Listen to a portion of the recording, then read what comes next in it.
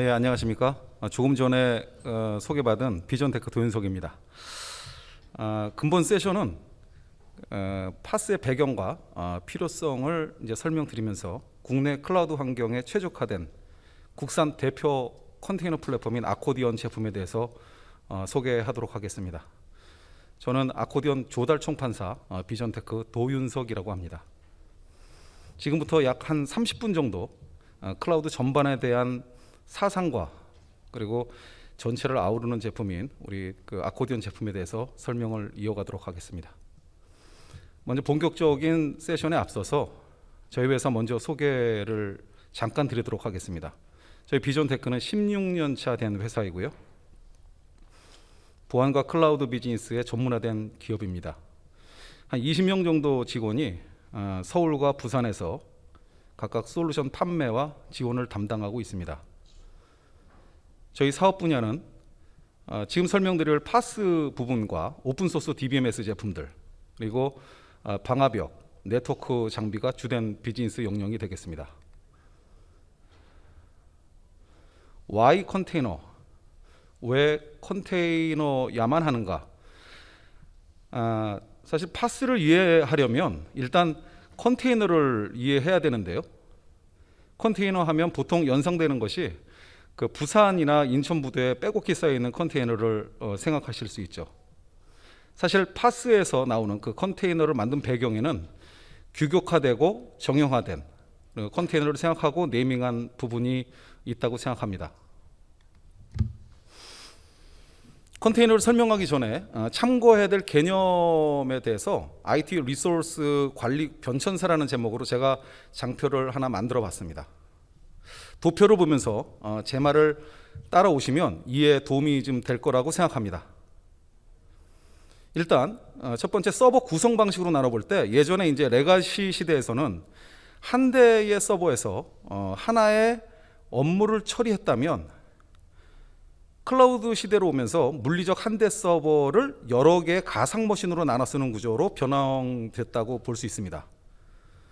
또 레가시 시대에서는 한 대 서버에서 용량 증가를 위해서는 서버 내부에 CPU나 메모리 같이 내부 인적 자원, 내부 자원들을 증가시키는 스케일업 방식으로 구사했었죠. 그러나 이제 클라우드 환경으로 가면서 서버 대수를 증가하는 스케일아웃 방식으로 변화되었습니다. 두 번째, 중요한 차이점인데요. 레가시 구조에서 라이센스 방식은 서버의 IP 어드레스나 맥 어드레스 기반으로 할당되는 노드라키 방식 라이센스를 썼습니다. 근데 클라우드에서는 그 VM이 여러 대의 서버로 종횡무진하게 옮겨 다니기 때문에 노드라키 방식이 통할 수가 없습니다. 구조 특성상 고정 IP, 고정 서버를 쓸 수 없는 구조입니다. 버추얼 서버 한 대로 운용되다가 성능이 딸리면 언제든지 10대, 100대 뭐 이런 식으로 확장해야 되는 구성이기 때문에 모든 라이센스 제공 방식을 오픈소스 라이센스, 즉 라이센스 키가 특별히 가지고 있지 않는 방식으로 바뀌게 된 거죠. 이런 업무 특성이 픽스드 캐퍼시티, 즉 고정 용량 방식에서 다이내믹하게 탄력적으로 운영되는 알라스틱 캐퍼시티 방식으로 변경되었고, 그리고 꽉 짜여진 타이틀리 커플드 방식에서 유연하게 다루는 루즈리 커플드 방식으로 클라우드 시대에서는 변모하게 되었습니다.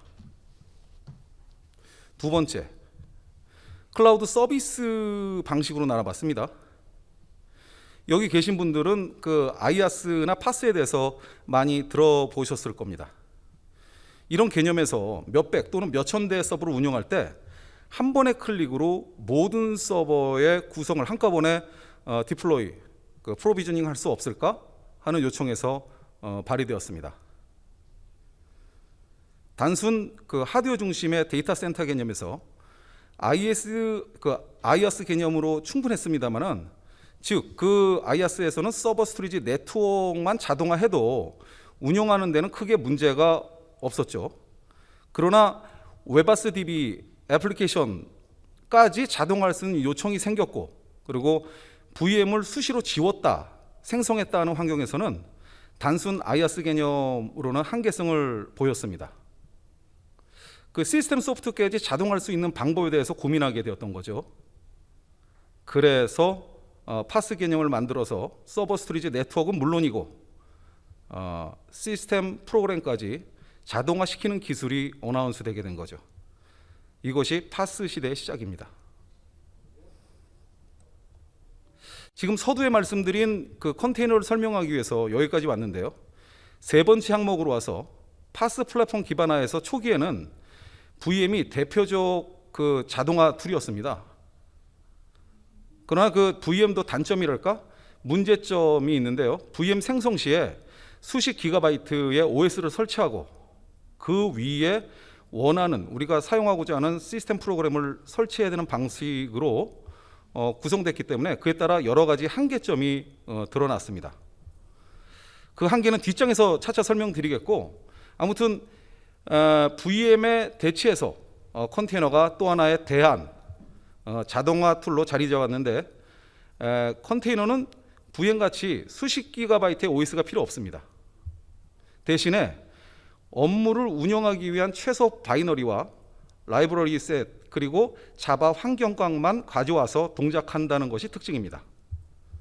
이런 이유로 컨테이너가 개발되어서 어나운스 되었을 때 거의 혁명적이다라고 다들 생각을 했었죠.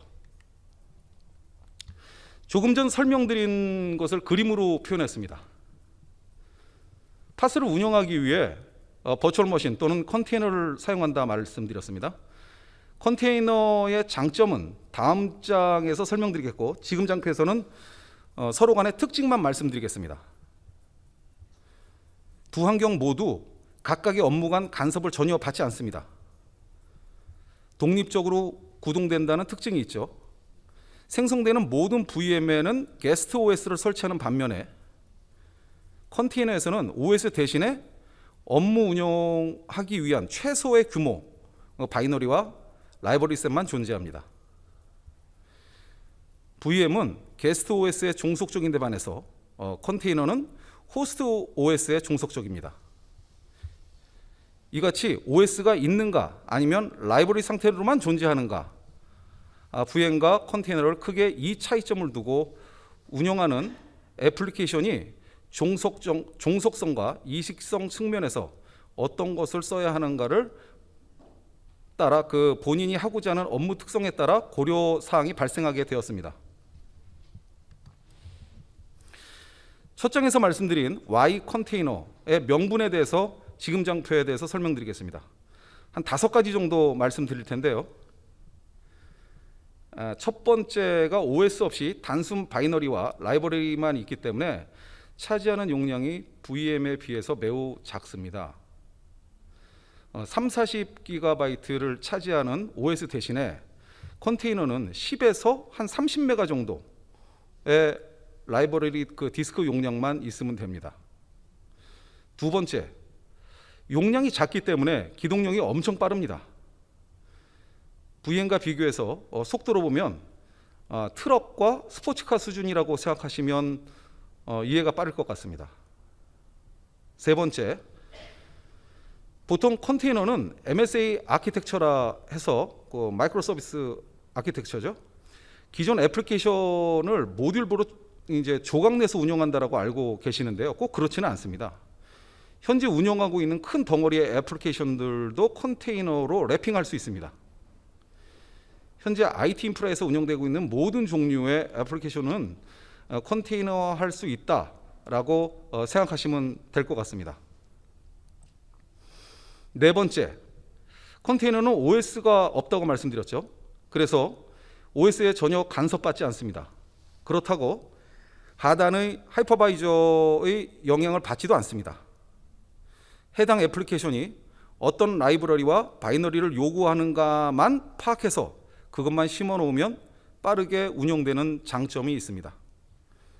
밑단에 그 호스트 OS가 리눅스면 뭐 레드햇이든 뭐 수세든 우분투든 얽매이지 않고 동작하고 있습니다. 이것이 개발자 입장에서 가장 큰 장점이라고 말씀드릴 수 있죠. 마지막 5번째, 배포 이미지를 한번 만들어 놓으면 수정이 불가하다는 특징이 있습니다. 이것은 이제 보안성 측면에서 장점이 있다고 볼 수 있습니다.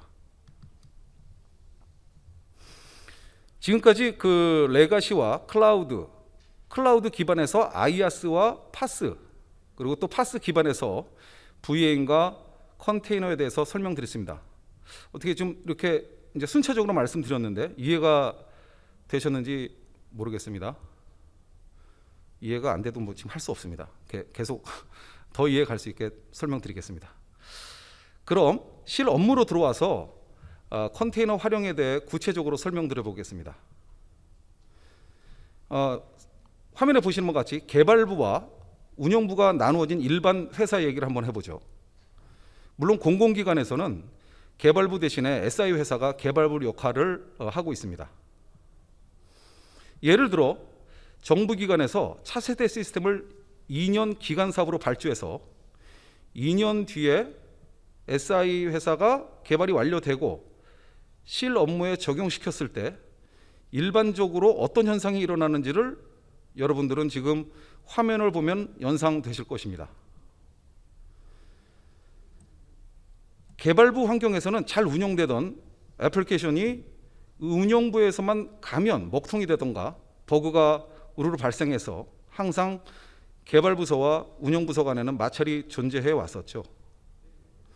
그럼 왜 이렇게 개발부서에서 잘 돌던 애플리케이션이 운영부서에만 오면 버그투성이가 될까요?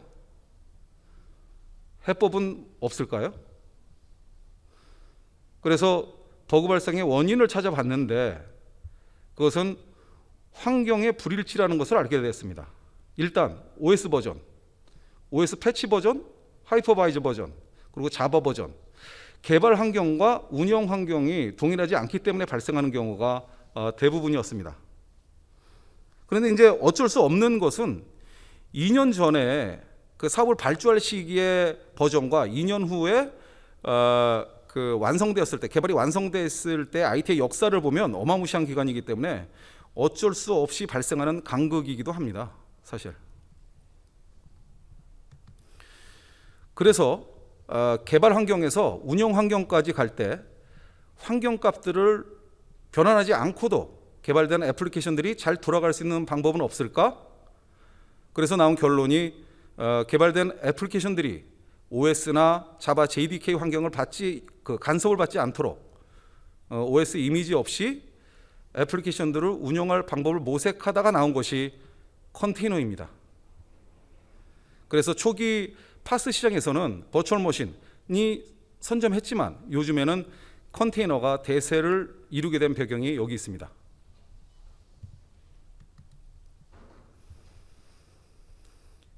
예전에는 그 컨테이너 대명사로 도커 브랜드가 있었습니다. 근데 요즘에 이제 쿠버네티스에서도 컨테이너를 만들면서 현재는 쿠버네티스 컨테이너가 표준이 되었습니다. 이 쿠버네티스 컨테이너를 이용해서 파스상의 수십 개의 파드를 스케줄링, 배포, 재배포, 스케일 아웃, 롤링 업그레이드 이런 거를 할 수 있게 되는 것이죠.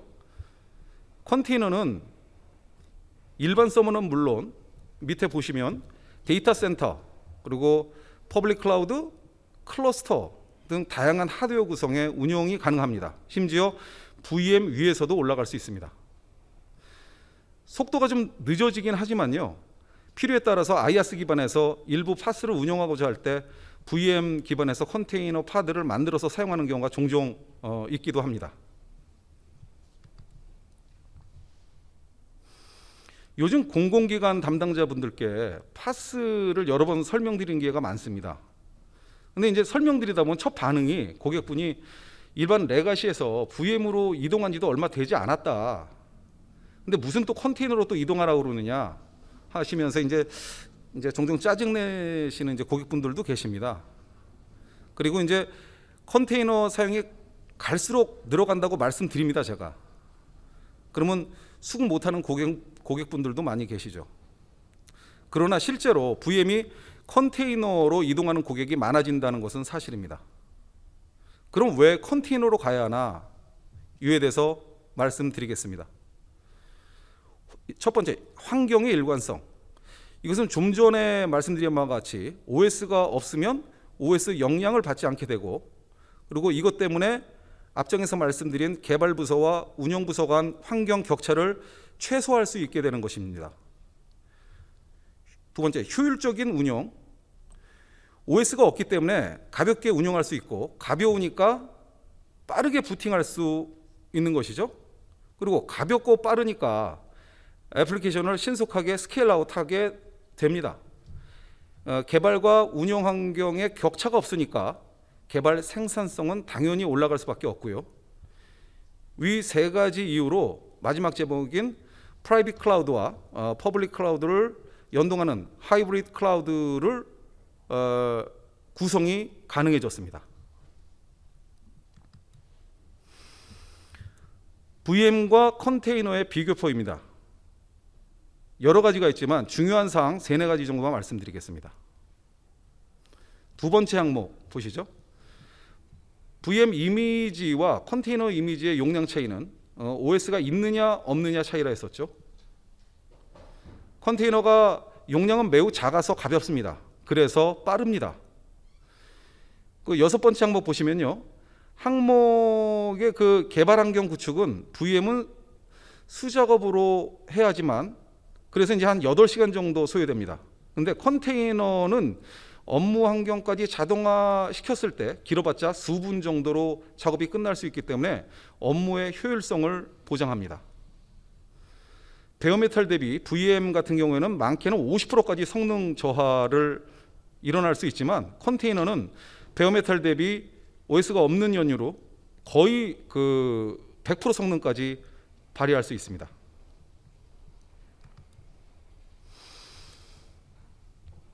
지금까지 컨테이너를 설명하기 위해서 많은 개념과 사상 그리고 역사에 대해서 말씀드려 봤는데요.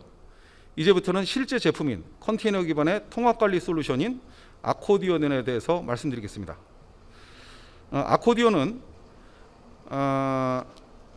제조사가 지금 현재 우리나라 그 이중화 솔루션의 토탈리 1등 제품입니다. MCCS의 개발사이고,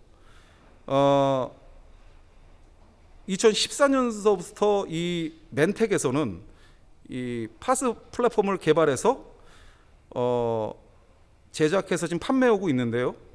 지금 버전 2지만 그동안에 고객의 요청사항을 받아들여서 많은 업그레이드가 있었습니다. 그래서 국내에서는 국산 중에서는 가장 고객사가 많이 확보된 제품입니다.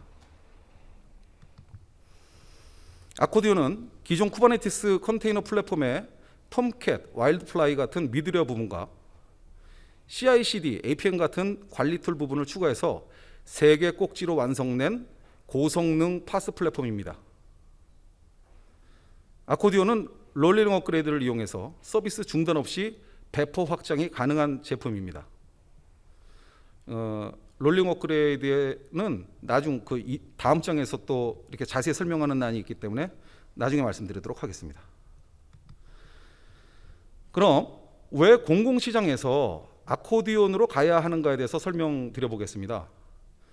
우리는 그동안 아이아스에서 웨바스를 설치 구성하기 위해서 최소 2-3시간 정도 소비해 왔습니다. 시간적으로.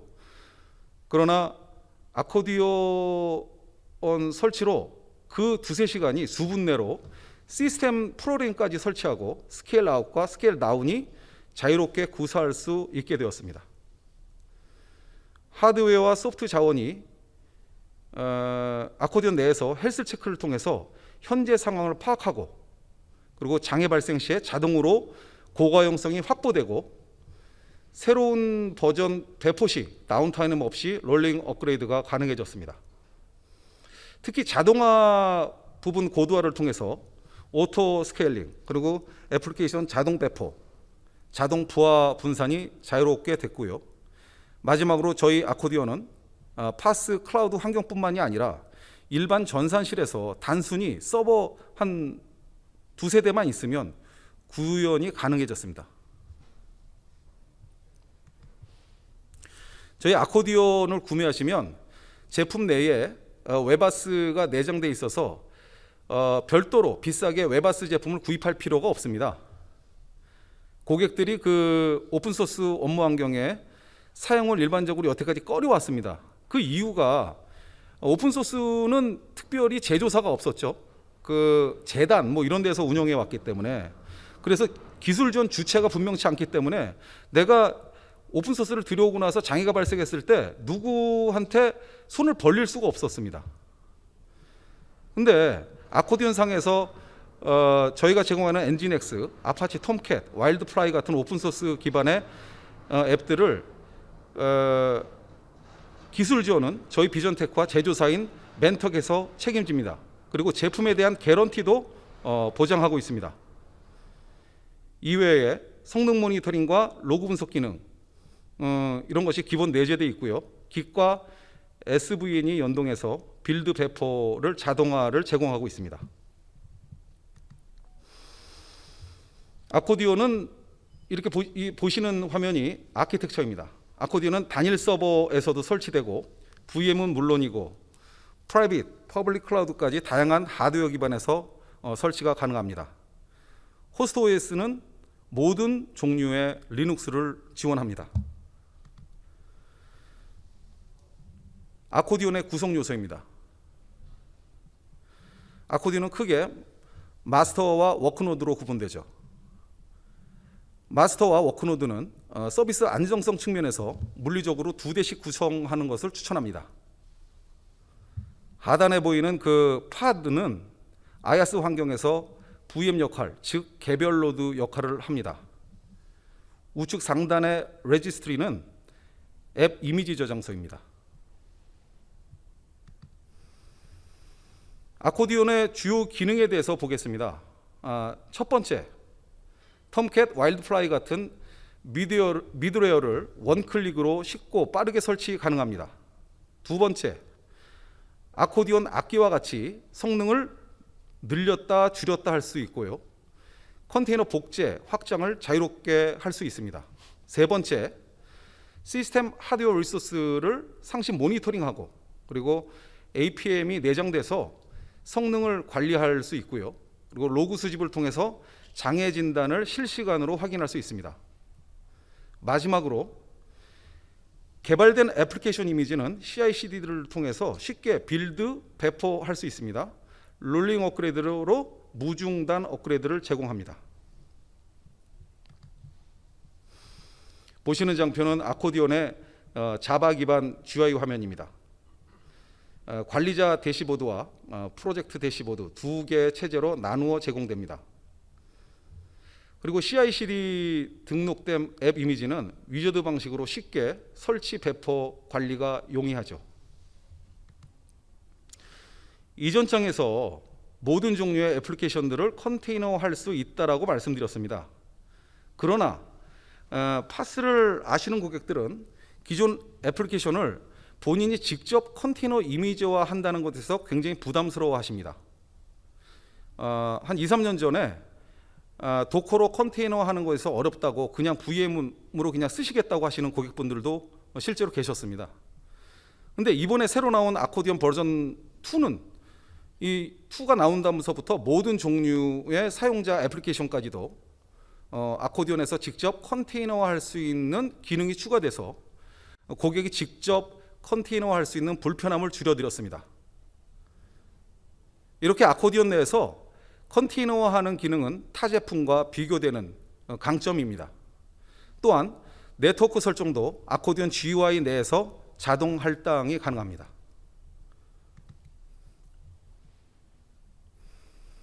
스케일 아웃과 스케일 다운은 쿠버네티스 기반의 파스 솔루션들의 기본 기능입니다. 그러나 이 한계치를 두고요, 임계 설정 값이 초과되었을 때 자동으로 스케일 아웃하는 기능, 그리고 트랜잭션이 줄어들었을 때 스케일 다운까지 자동으로 하는 기능은 아코디언만이 가지고 있는 특징입니다. 보시는 화면은 APM 기능으로 로그 수집 기능을 GUI 형태로 보여주고 있습니다. 성능의 과부하를 파악할 수 있고요. 아코디언에서 과부하라고 아코디언 매니저가 인지하는 즉시 자동 스케일 아웃이 발동되고 반대로 스케일 다운도 자동으로 가동되고 있습니다. 아코디오는 애플리케이션 라이프 사이클에 대한 제어 권한을 강력히 제공합니다.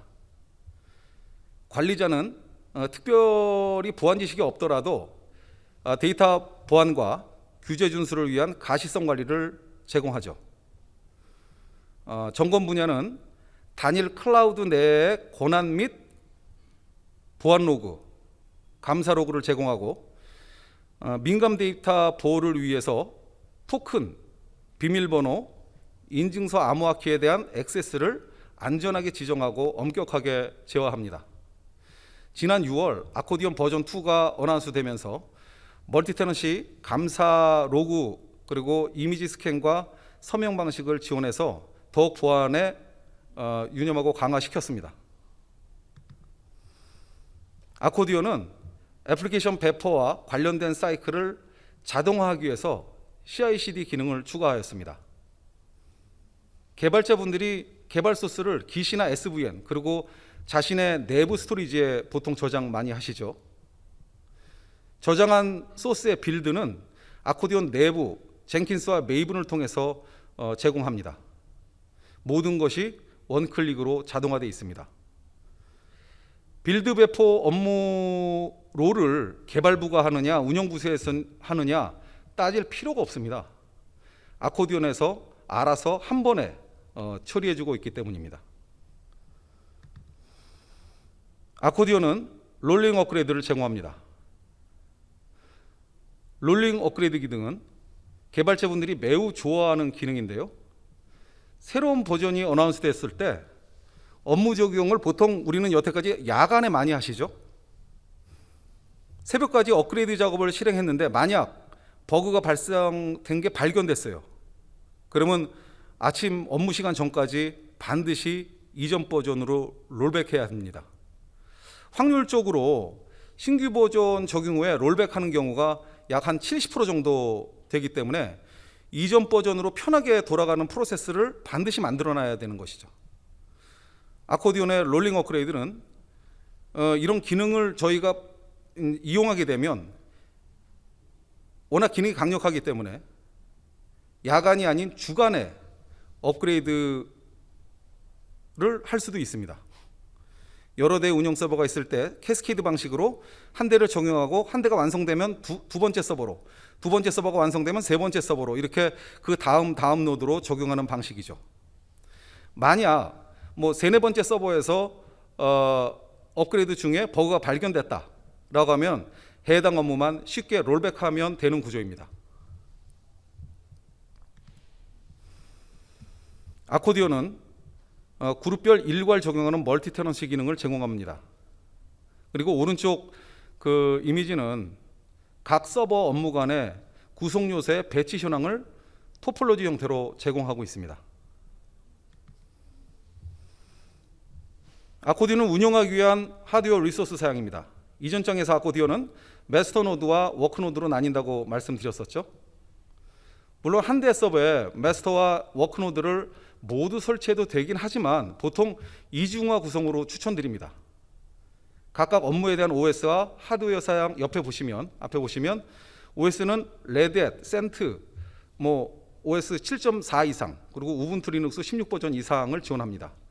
그리고 하드웨어는 4코어 4기가 메모리 그리고로 동일하고요. 디스크 용량만 마스터는 30기가, 워크노드는 10기가를 요구합니다. 지금부터는 케이스 스터디 성공 사례에 대한 시간인데요. 적용한 업무 중심으로 설명을 드려보도록 하겠습니다. 첫 번째, S금융사 케이스입니다.